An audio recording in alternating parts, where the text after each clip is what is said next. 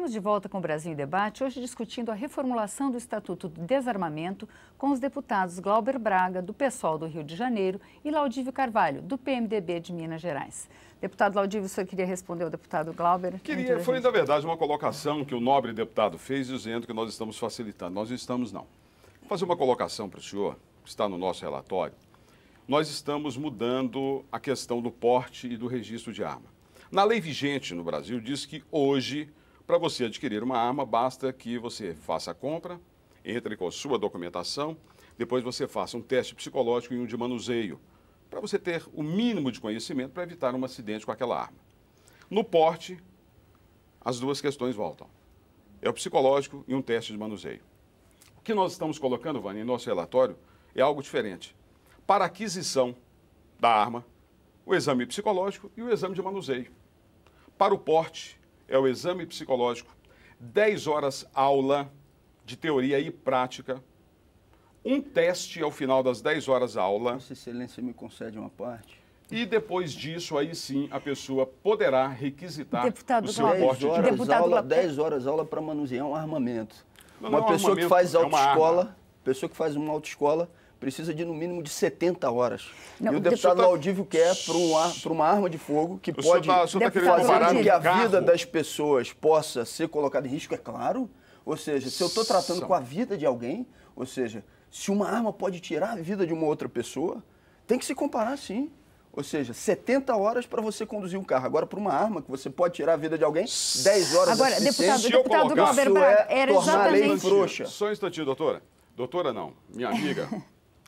Se eu colocar 70 horas lá, o senhor aprova o meu projeto? Eu não aprovo o seu projeto por um motivo simples. Então o senhor tem posicionamento para dizer que não está bom. Eu não aprovo o projeto de Vossa Excelência por um motivo simples, porque se Vossa Excelência passar para 70, Vossa Excelência vai ter que reformular a sua proposta como um todo. Sim, eu estou te fazendo uma pergunta. O problema são as horas, Ou seja, não, o problema não são também as horas. Ou seja, as horas é uma parte do problema, porque o relatório todo é muito ruim.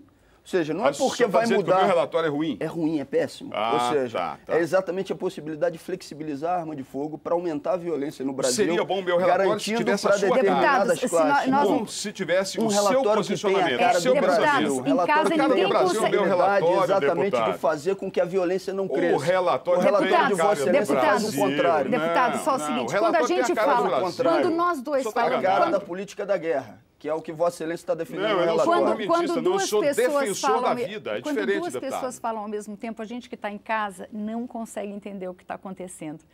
Então, se os senhores pudessem, por favor, só esperar o outro falar. Na verdade, agora nós acabamos falando 3, porque você também entrou na discussão, falamos 3 ao mesmo tempo. Então, e aí fica mais confuso, deputado. É que eu estou tentando defender o lado do telespectador. Claro. Deputado Glauber, agora, existe uma questão que o deputado Laudívio levantou no parecer dele, que é a questão dos critérios para se dar arma, porque a escolha ficava com o delegado de Polícia Federal, né, essa decisão técnica de fazer testes, de cursos, isso não melhora a qualidade, pelo menos a certeza de que essa pessoa que vai manusear a arma, ela está mais preparada? Eu acho que, ou seja, o que você puder fazer para ampliar a dificuldade do acesso à arma de fogo, com testes psicológicos que de fato sejam rígidos, e mais do que isso, ou seja, com uma avaliação que não seja refletida naquela que vai garantir um maior número de armas na sociedade, é claro que eu sou a favor. Ou seja,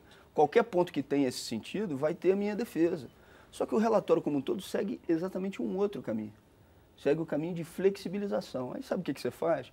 Você pega um pontinho ou outro do relatório para justificar o todo, que é muito ruim, e aí você diz que está flexibilizando, ou seja, você diz que está auxiliando no processo da segurança pública. Não é verdade, ou seja, o relatório como um todo flexibiliza. Há muito pouco tempo, o deputado Laudívio sabe disso, foi o libera para todos os taxistas e para os motoristas de ônibus. Aí depois volta atrás, numa posição posterior, tira uma parte disso. Ou seja, a proposta desse projeto é armar a população civil, dizendo e vendendo uma ilusão que com esse armamento a população civil vai estar mais segura. Isso é mentira. Ou seja, o número de homicídios no Brasil, se esse relatório for aprovado, vai aumentar. Já existem dados do IPEA, eu repito, que 1% a mais de arma de fogo é 2% a mais de homicídio. Eu tenho certeza que o deputado Laudívio não quer, daqui a 10, 20, 30 anos, olhar para os filhos dele, para a família dele, olhar para trás e dizendo que uma legislação aprovada por ele, ou seja, defendida por ele, aumentou, ampliou o índice de homicídios no Brasil. Eu imagino que esse não seja a vontade dele. Mas para isso tem que se ter uma posição forte, concreta, de que o relatório faz isso. O relatório amplia a presença de arma de fogo no Brasil, com mais um mito que em alguns momentos se tenta vender. Já existem trabalhos da própria CPI aqui, que estudou, por exemplo, armas de fogo no Brasil, que demonstram, né, que 70%, 80% do apreendido em determinados anos, né, é de arma nacional, produzida em território nacional. Às vezes eu vejo algumas declarações, não, mas tem que controlar as fronteiras. Claro, tem que controlar as fronteiras também. Mas muito do que está sendo colocado e matando as pessoas no Brasil é arma produzida aqui. E o relatório não combate isso, pelo contrário. O relatório faz com que a gente tenha, repito, um libera geral. Ou seja, colocando alguns artigos como se fosse mais restritivo, mas é para justificar um todo que é ruim, um todo que é para aumentar o número de homicídios no Brasil. Ô, Wander, já que eu fui citado pelo nobre deputado, eu devo esclarecer o seguinte. Eu não dei porte de arma nem para caminhoneiro e nem taxista. Primeira coisa, a lei vigente diz, a lei, é quem diz, não fui eu que inventei, não.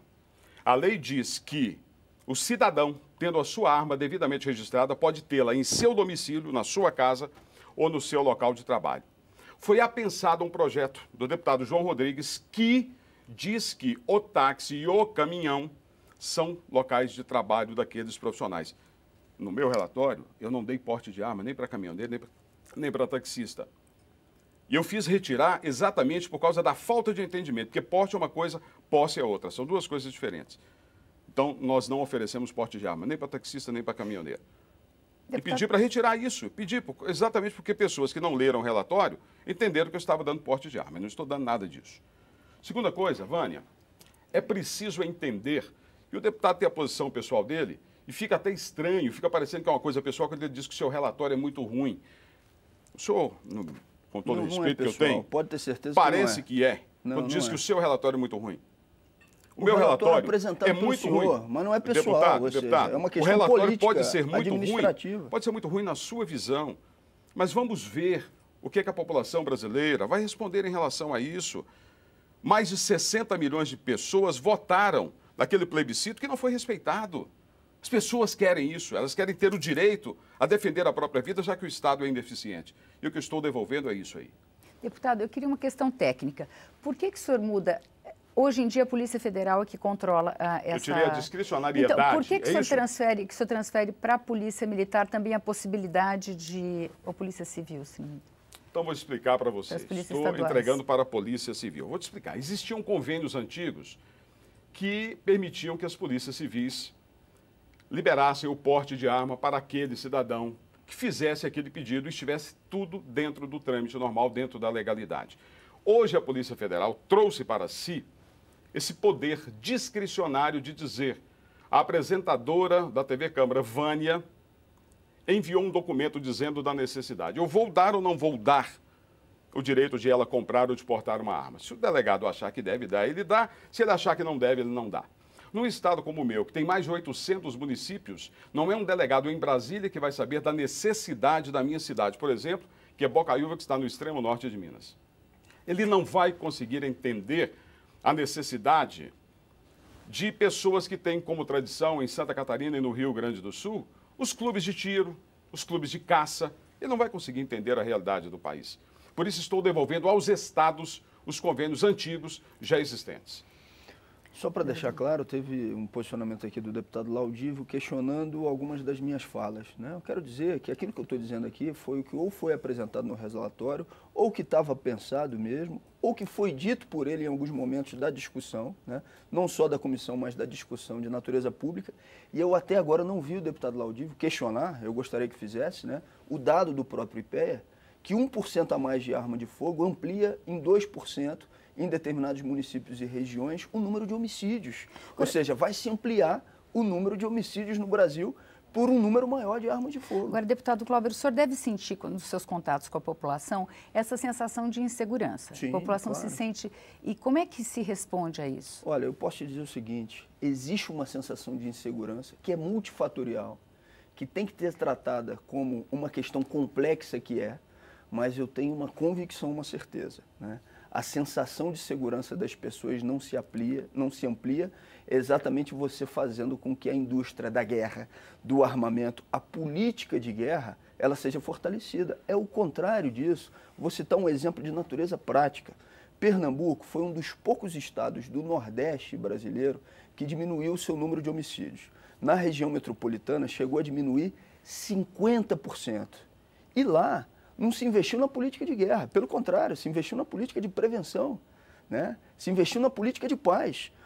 E é exatamente esse modelo que a gente tem que ter para diminuir o número de homicídios, né? A política que alguns adotam é: eu preciso de um número maior de armas de fogo para que o cidadão possa se defender. Aí aumenta o número de homicídios. A política que, como o Estado de Pernambuco adotou, né, que foi o pacto pela vida, ao invés do pacto pela morte, era o pacto pela vida, diz o seguinte: não, a gente tem que prevenir a ocorrência de homicídios. E como é que se previne? Uma das formas de prevenir é diminuindo a circulação de arma de fogo na sociedade. Aí você tem uma diminuição dos índices. É isso que a gente tem que fazer. Existem dados concretos e realidades objetivas que já demonstram esse tipo de ação. Vossa Excelência tem muita propriedade para falar de um monte de coisas, mas eu digo ao senhor o seguinte: quem mata, vou repetir, é a arma ou é o homem? É o homem que está com a arma na mão. E se o senhor pegar qualquer delegacia de homicídio, em qualquer grande ou pequena cidade desse país, o senhor vai ver que o cidadão de bem que tem a arma registrada é o que menos mata. A arma que está na mão do bandido que sai para praticar um assalto, que termina praticando um latrocínio, este sim, é que tem que ser combatido. E é por isso que eu digo também, a polícia tem que prevenir o crime sim, mas é combatendo aquele que é ilegal. Deputado Laudino, o com todo respeito, cidadão de bem é a arma que não vai, é quem mata. É a cidadão de bem não mata. É a arma que vai para a mão de todo e qualquer cidadão. Ou seja, que depois, os muitas quartéis vezes, são invadidos por bandidos muitas também, vezes, deputado. inclusive, armas essas que podem ser furtadas, que servem para aumentar o número de homicídios, e Vossa Excelência sabe disso muito bem. E o senhor sabe que, disso o senhor sabe que delegacias são invadidas, já quartéis existem são dados invadidos de posse e armas de são Vossa levadas. Excelência, já existem dados de posse de Vossa Excelência que mostram o número de furtos de arma de fogo, né, com cidadãos que não necessariamente tiveram passagem pela polícia, mas que necessariamente depois servem para cometimento de homicídios. Não é um número pequeno, ínfimo, Vossa Excelência sabe que não é.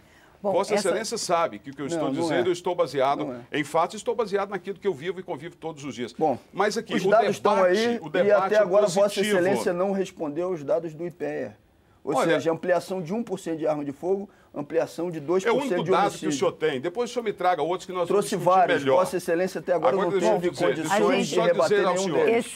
Não é questão de rebater. Só, Vânia, para a gente terminar, eu sei que o tempo está estourado. A questão aqui não é discutir números, a questão aqui é discutir um projeto de país no todo. Essa questão do IPEA e outros números que o senhor me trouxer... Eu quero um país que mate menos. E eu quero um país mais seguro. E o que eu quero dizer ao senhor, que os números só que o seu relatório faz com que a gente tenha mais homicídios no Brasil. Muito obrigada, deputado Glauber Braga. Muito obrigada, deputado Laudívio Carvalho. O Brasil em Debate termina aqui. Você vê que esse debate continua, mas você pode rever ou compartilhar este ou outros programas na nossa página, câmara.leg.br/Brasil em Debate. Obrigada pela audiência e até a próxima.